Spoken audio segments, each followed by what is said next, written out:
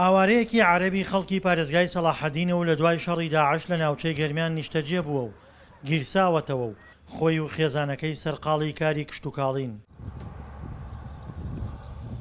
موهەنەد سەرباری ئاسایی بوونەوەی دۆخی پارێزگاکەی، بەڵام لە هەرێمی کوردستان ماوەتەوە و نیشتەجێ بووە.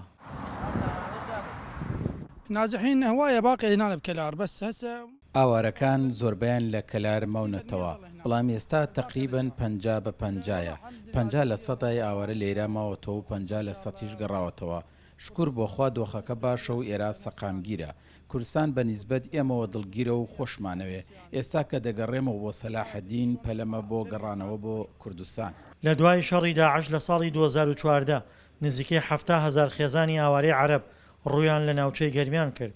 بەشێکی زۆریان گەڕانەوە بۆ زیێدی خۆیان، بەڵام بەشێکیشیان لە ناوچەکە بوون بە خاوەن کاری خۆیان و ماونەتەوە. وەڵا خۆمان لێلا دانیشتیمانەوە ئەو 12 ساڵ الحەمدلله سابتمان بوو لەیلا و ڕزقمان هەیە الحەمدلله و ئیتر نەوەڵانە ئینشاءڵڵا بۆ هەر لە سابت لە کەلار ئینشاءڵڵا.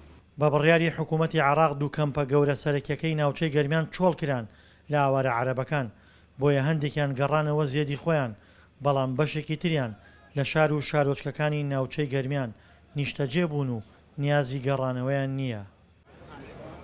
لە پەیوەندی بە ئاوارەکانیشە بە پێی داتاکانی وەزارەتی کۆچ و کۆچبەرانی عێراق لەم سنوورەیە ئێستا 5,000 خێزان کە لە 30,000 کەس زیاتر پێکدێن لە سنووری داری گەرمیانە ماون لە شار و شارۆچکە جیاجەکانی سنووری داری گەرمیانە نیشتەجێن کە ئەمانش بەشی زۆریان خەڵکی شارەدەی جورفە سەخرن لە پارێزگای بابل کە شارۆچکەکەیان لەگەڵ زەویا یەکسان کراوە و میلیشیەکانی تیان نیشتەجێ و بە هیچ جۆرێک ناتوان بگەڕێنەوە. موهەنەد پێشتر بە ئاوارەیی و ناچاری و دڵتەنگی ڕووی لە هەرێمی کوردستان کرد، بەڵام ئێستا بە جۆرێک دڵی بە ناوچەی گەرمیان دەکرێتەوە، حەز ناکات بگەڕێتەوە بۆ زیێدی با و باپیرانی.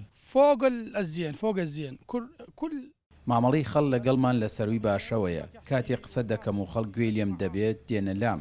کوردستان بۆ ئاوارەکان لە سەروی پێشبینی خەڵکەوەیە. هەموو خەڵ دەرگای ماڵەکانیان وڵا کردووە و هەموو خەڵ هاوکاریمان دەکەن و لەگەڵمان ڕاوەستاون.